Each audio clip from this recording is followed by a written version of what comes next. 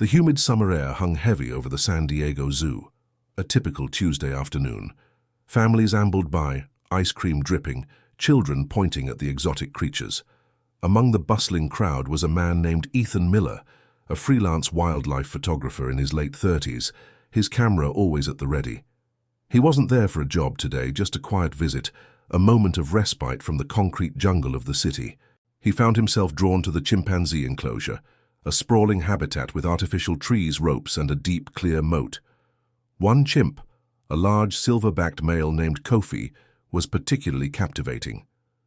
Kofi was known for his intelligence and a certain mischievous glint in his eyes. Today, however, he seemed agitated. He paced erratically, his knuckles brushing the ground, his hoots echoing through the enclosure. Suddenly, with a loud shriek that cut through the lazy afternoon chatter, Kofi slipped. His powerful body, designed for arboreal acrobatics, lost its footing on the slick edge of the moat. He tumbled, landing with a sickening splash in the deep water. Panic erupted. Children screamed, adults gasped. Kofi thrashed, his usually agile limbs flailing uselessly in the water. Chimpanzees, despite their strength, are not natural swimmers, and the fear in his eyes was palpable. Several zoo staff members, alerted by the commotion, rushed to the scene. Their faces were grim, their radios crackling with urgent calls. Ethan, along with many others, watched in horror as Kofi struggled, his head barely breaking the surface. "Do something!" a woman cried, her voice laced with desperation. The staff, however, seemed paralyzed. They stood by the edge, shouting instructions at each other, but no one moved to enter the water. Ethan overheard hushed, urgent whispers about protocol, about the danger of a panicked primate, about tranquilizer guns that were on their way. But on their way wasn't fast enough. Kofi was clearly drowning, his movements growing weaker, his struggles more frantic. The crowd's murmurs turned into a frustrated roar. Ethan's heart pounded in his chest. He was a professional observer, not a participant, but something inside him snapped. He looked at Kofi, a sentient being fighting for his life, and then at the hesitant staff. Without another thought, fueled by a primal instinct he didn't know he possessed, he dropped his expensive camera bag, kicked off his shoes, and vaulted over the low safety barrier. A collective gasp rose from the crowd. He hit the water with a splash, the cool shock briefly stealing his breath. He swam towards the struggling chimpanzee, the water surprisingly cold. Kofi, disoriented and terrified, instinctively tried to push him away, but Ethan persevered. He knew he had to act fast. The cheers from the crowd were faint, distant. His focus was solely on the drowning animal, on the desperate need to save a life that others seemed willing to let slip away. If you're enjoying this story, please make sure to subscribe to the channel for more dramatized fictional tales. This story is a work of fiction. The instant Ethan reached Kofi, the chimp's thrashing intensified. His powerful hands, capable of tearing a car door off its hinges, clawed at Ethan in a panicked attempt to stay afloat. Ethan knew he couldn't fight strength with strength. He had to think, and fast. He remembered a documentary he'd seen once about how to help a drowning animal without becoming a victim yourself. He needed to get behind Kofi, support him, and guide him to safety. With a surge of adrenaline, Ethan dove under Kofi, emerging behind him. He wrapped one arm around the chimp's chest, just below his powerful shoulders, and with his other hand, he gently cupped the back of Kofi's head, tilting it so his nose and mouth were above water. Kofi, still terrified, initially resisted, but as he felt the support, his struggles began to lessen, replaced by shallow, gasping breaths. The crowd on the bank, which had fallen silent in shock, erupted in a wave of relieved cheers. Ethan, with Kofi held securely, began to kick towards the shallow edge of the moat, where the concrete sloped gently. The water, though not turbulent, made the going difficult with the heavy weight of the chimp against him. He could hear the frantic shouts of the zoo staff from the bank, a mix of concern and, he imagined, some anger. He ignored them, focusing on the rhythmic kick of his legs and the heavy breathing of Kofi against his chest. As they neared the edge, the chimp's body began to relax against Ethan. He could feel Kofi's heart hammering, but the desperate flailing had stopped.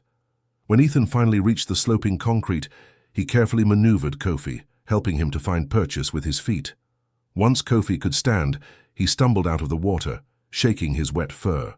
He looked back at Ethan, his eyes still wide with a lingering fear, now also held a flicker of something else, perhaps curiosity, perhaps gratitude.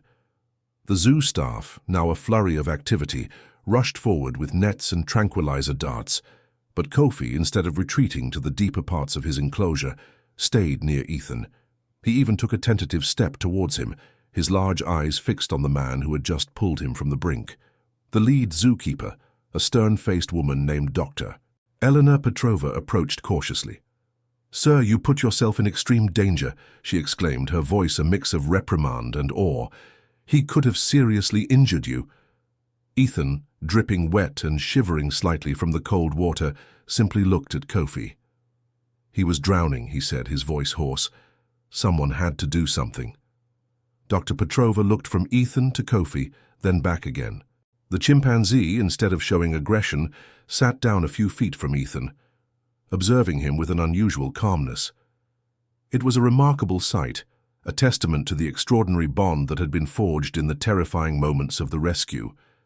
The immediate danger had passed, but the implications of Ethan's brave act and the unexpected reaction of Kofi were just beginning to unfold. In the days following the dramatic rescue, Ethan Miller became an unlikely local hero. News crews flocked to the San Diego Zoo, eager to tell the story of the man who risked his life for a chimpanzee. Local broadcasts showed replays of the harrowing event, Ethan's swift, decisive action juxtaposed against the initial inaction of the zoo staff. Dr. Elena Petrova, initially skeptical and focused on strict zoo protocol, was now openly admitting the extraordinary nature of Kofi's bond with Ethan. The chimp, usually wary and often aloof with strangers, showed a distinct preference for Ethan, frequently sitting near the edge of his enclosure whenever Ethan visited, which quickly became almost daily. The public's interest was immense, creating a unique situation for the zoo administration. After much deliberation and careful observation, and faced with the undeniable evidence of Kofi's positive response to Ethan, they made an unprecedented decision. Recognizing the unique and powerful connection that had formed, and after extensive safety evaluations and a thorough psychological assessment of both Ethan and the chimp, they offered Ethan a temporary, specialized position. He would be allowed supervised, controlled access to Kofi, with the goal of further studying and nurturing this extraordinary interspecies bond. Ethan, abandoning his freelance photography for the time being, accepted without hesitation. This wasn't just a job, it felt like a calling. His days were now filled with a new rhythm, far removed from the solitary work of a photographer. He spent hours observing Kofi, learning the subtle language of a chimpanzee. He engaged him in enrichment activities, like puzzle feeders that stimulated Kofi's natural problem-solving abilities, and intricate rope structures that encouraged physical activity. Ethan carefully introduced new toys and textures, always noting Kofi's reactions. He learned about Kofi's preferences, a particular love for sweet fruits, a mischievous enjoyment of splashing water, and a surprising gentleness when offered a familiar blanket. Slowly, meticulously, Ethan built trust.